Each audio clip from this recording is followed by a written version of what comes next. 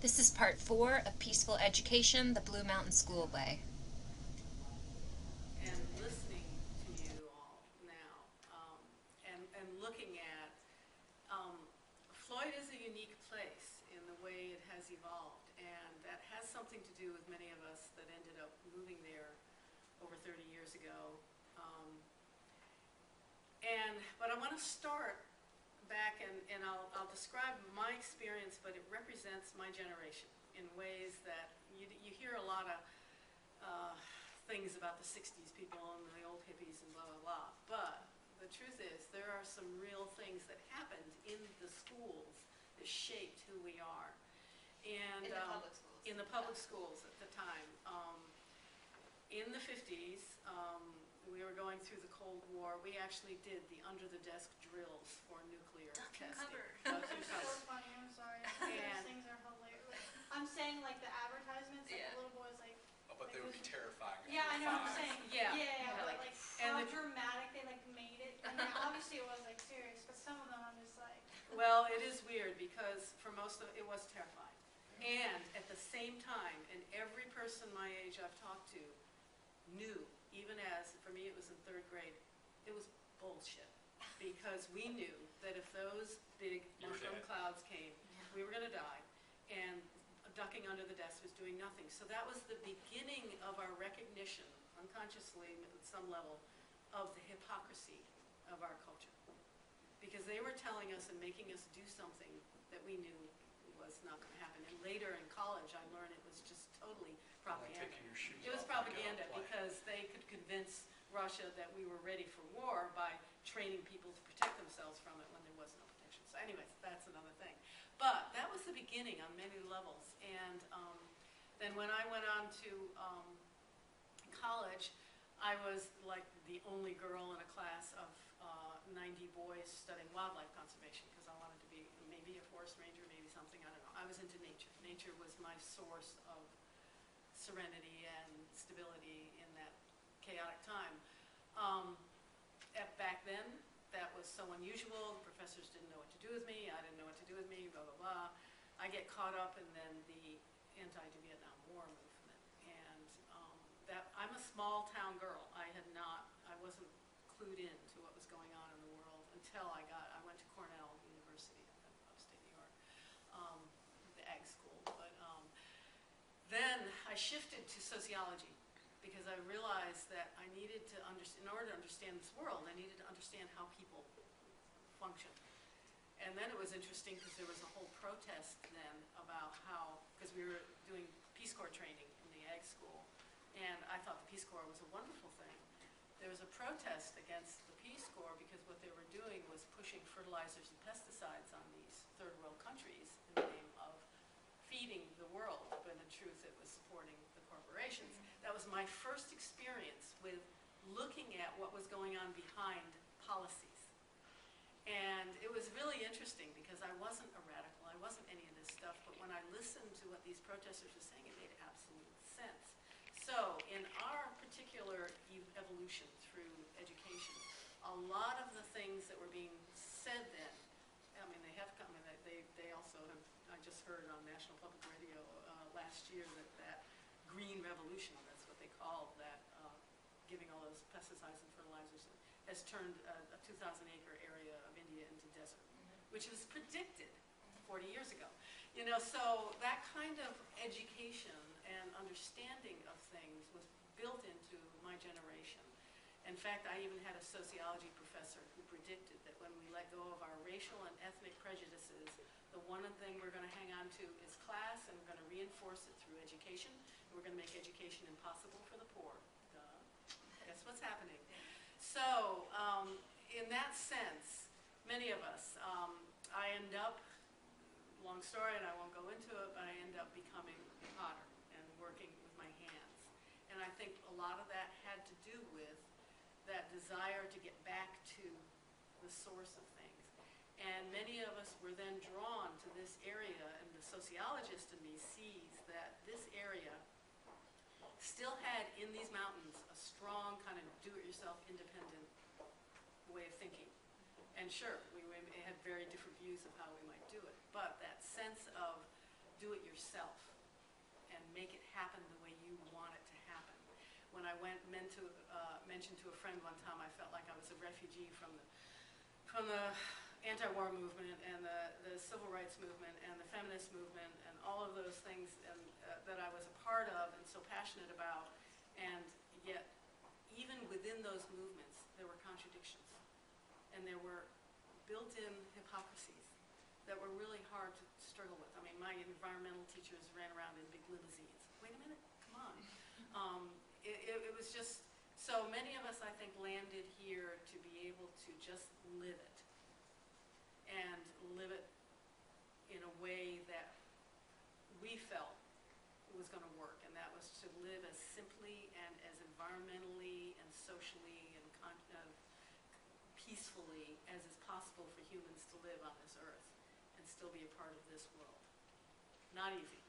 But it was one time when we were hanging out with our little kids that were running all over the place in this food co-op we'd created to be able to buy our organic everything in bulk so we could afford it and get it. And that was the beginning of the Harvest Moon, but that was before then.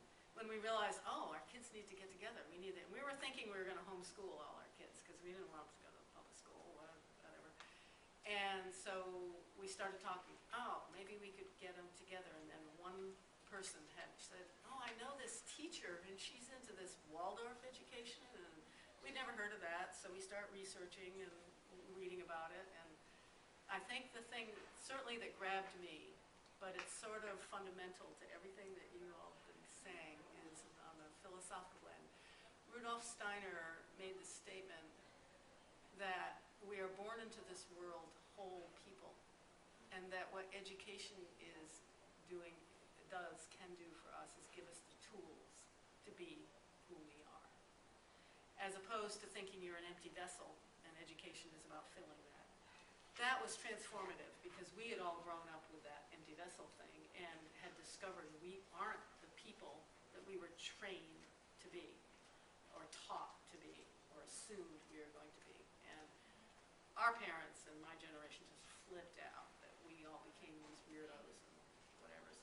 And we started to feel like authenticity of life was a source of integrity in being humans on this earth. And so we started this school with that.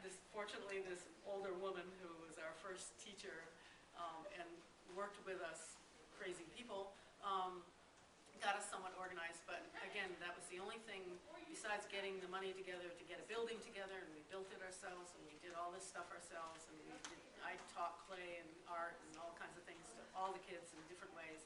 We had somewhat clear classrooms, a couple of grades in each classroom. We didn't have a real strong curriculum. What we did have was the kids who knew something teaching the kids who didn't. So the kids were as much teachers to each other as we were to the kids. So that sense of education is about sharing what you know with the other person, no matter what age, what look, where they're coming from, what language, whatever. And that in itself, I think, was the sort of more transformative part of it, and getting it out of that hierarchy network. Yeah. And so when I hear how it, yeah, 20 years later, I did look up one time and found out we were one of the longest surviving cooperative schools in the nation, because they don't last long. Because you get a bunch of parents with a lot of attitude together, and it's hard for them to work. One crazy parent can kill a school. Oh, yeah. But, it's like the homeowners association, one crazy person. Yeah, and we definitely did struggle, but again, I think because on some level, sociologically, emotionally, and philosophically, we were coming from a similar background and recognizing that we needed to do it differently. And again, everybody who moved to Floyd wasn't into that particular thing, and there were a lot of homeschoolers. But then, thank goodness, there was a man, bless his heart, Bill, what's his name, who worked with the public schools, and he recognized that we were doing something valuable. And he was very much a part of the public schools. He was in the Bill Gardner, yeah. He helped us transit the kids from Blue Mountain School to the public school. So again, that was an example of a community, a bigger community. Floyd had that was, even though they thought we were all hippies and whatever, they wanted to label us, my line was, I've lived in Berkeley for a year, no, we're not the hippies, you know. That independent, you know, we showed that we weren't damaging people, we weren't violent people, we weren't heavy druggies, we weren't all those things they thought we might be. And it turned out we got along really well. And so there was a mutual respect, even though there may have been disagreements about how to go about things. And that's been true within the community for a long time. And so just learning how to work together from different points of view is shown in the classroom, Right. like you're describing. And You're then the modeling it for the parents kids. have to model it, and then the whole broader community. And the fact that many of our kids did graduate and did very well in the public schools and helped it. What was interesting, I did do some science education back in college, and they were just starting to learn about the right-left brain thing. They were just starting to learn about visual, audio, kinesthetic learning. And so we certainly just naturally applied a lot of that. You know, the difference between art and math and science was not a big one. You know, and Waldorf schools really, the ed education really worked with that. So now the public schools, I mean, for a while they started to work with that. Now they're struggling because of finances like everything else. But again, that blending, and then the truth being that that cooperative wasn't, it was starting to lose its center. And the fact that it had to shift to being a more focused private school was a natural progression. But if you look at the study of different organizations, grassroots organizations of almost any kind, all over the world, they go through those progressions. Right. You can, it's incredible. It's a life cycle. Yeah. Now, you all spoke earlier about maybe wanting to demonstrate for us something, or did you want to Sure. go ahead and do that? Sure, absolutely. Well, we're a contemplative school, and so we share with the children, and we practice as a staff as well in our meetings and our professional development, just mindfulness tools. And you guys might have done some of this in college, but let's do one. So get in a comfortable position and put your feet just on the ground, and just kind of, if you could have a straight spine, that would be great. And let your shoulders relax a little bit. And just kind of relax your shoulders and sink into your feet. And if you want to close your eyes, that would be great. It won't be for too long. Gently close your eyes for just a moment. And take a few deep breaths.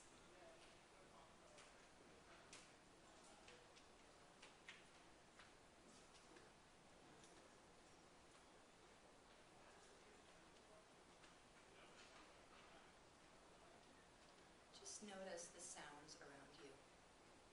And when you notice a sound, just name it in your head, just with a word. We'll do this for just